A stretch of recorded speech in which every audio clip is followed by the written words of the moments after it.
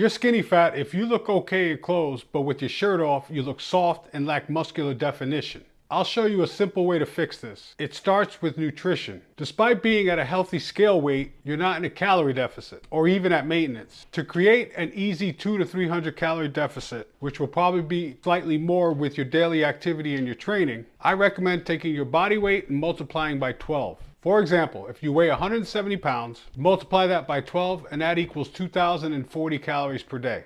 That's plenty of calories to fuel your training and to build muscle, which I'll get to later. You can grow muscle eating between 1 and 0.7 grams of protein per pound of body weight. I recommend 1 gram to be on the safe side. 170 grams of protein per day is very doable, as I'll show you in a second. And don't panic if you only get 0.7 grams per pound of body weight on some days, which is 120 grams of protein per day, and still enough to grow. So 170 times 4 equals 680 calories from protein. You're left with 1,360 calories. Take your body weight, multiply that by 1.5. That'll give you 255 grams of carbs per day, or 1,020 calories. You have 340 calories, you divide that by 9, and that's gonna leave you with 37 grams of fat per day. You're gonna get these fats from whole food sources. You don't want any added fats at this point. Eggs, poultry, beef. Now you have your calories and macros set. What does that look like in the real world? Meal 1, 2 slices of whole grain bread, no high fructose corn syrup, 4 egg whites, 2 whole eggs,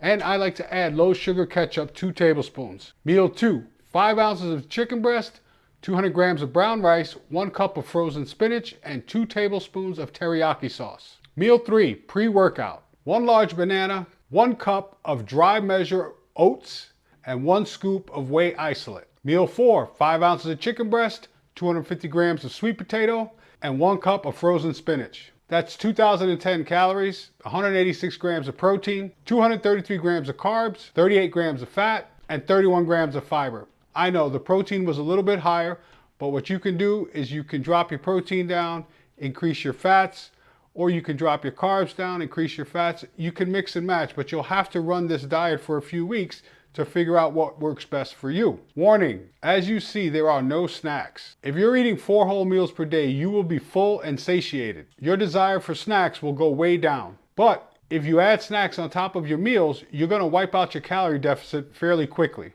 But there are some ways to ensure success. Prioritize meal number 1. It takes me 10 minutes to make an egg sandwich in the morning, and I can eat that in the car on my way to work while everybody else is eating something from a fast food window. If you're skinny fat, you probably skip meal 1, and you don't eat until late in the morning when you're absolutely starving. Probably a nutritious granola bar or some other healthy snack. Then, since you didn't bring meal number 2, which you could have made the night before or even in the morning, you'll eat some form of fast food, which will be higher calorie and lower protein. Then, because that meal is sitting in your stomach, you'll skip the important pre-workout meal number 3 and go straight to the gym. Now you're underfueled and you have no protein in the system, which is crucial to support protein synthesis and build muscle. Because you feel less than optimal getting to the gym, now you probably just do 30 minutes of useless cardio or a half-assed resistance workout, which all contribute to skinny fat syndrome because you're malnourished. I shared these meals with you, not so you eat exactly like I mapped out, but to provide you with a structure, with a template that you can mix and match foods that you enjoy, and then that way you'll be able to develop your own style. So you can eat the foods you like in an organized manner. I'm not saying you have to be perfect, nobody is. Strive to eat well 80 to 90% of the time. What does that look like? 4 meals per day times 7 days per week equals 28 meals per week. 80% of that is 23 meals per week.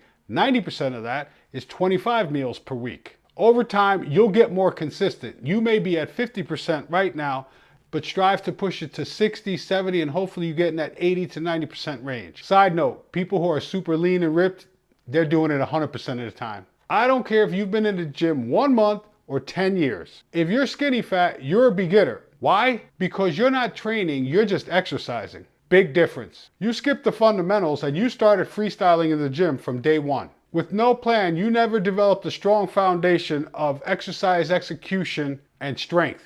But good news, now you can. Just commit to the daily process and your end goal will take care of itself. If you watch any of my other videos, you know that I'm all into the habits and the mindset.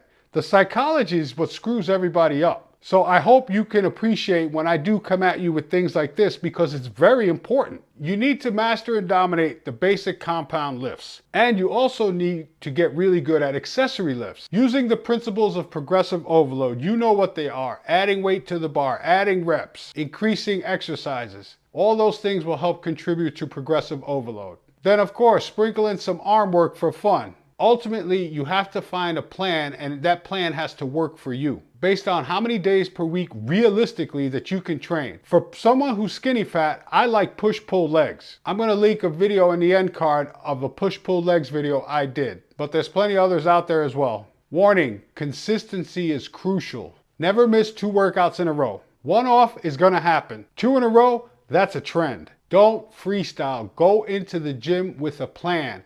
Run it for at least 4 weeks. At that point, you can tweak it and adjust, but I recommend sticking with it if it's working even a little bit for another 4 to 8 weeks, because that's where you're going to start to see the results. But please don't program hop after 1 week. So many people do this. They'll start a program for a week and decide they don't like it, it's not effective because it's too basic and simple. Simple is better. Complexity always leads to frustration. Power tip, use the compound effect to your advantage. Get 1% better each day. Start by just making 1 meal in advance. Focus on proper execution of one of your basic compound lifts. This sounds basic and obvious, but it's powerful. Each brick you lay down leads to a bigger wall, or in your case, more muscle and less fat. Power tip 2, I got 3 pieces of low-hanging fruit for you.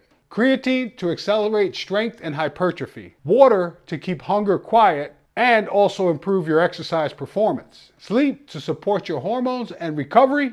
These are proven ways to easily improve your physique. Now check out the push-pull legs video, and as always, thanks so much for watching.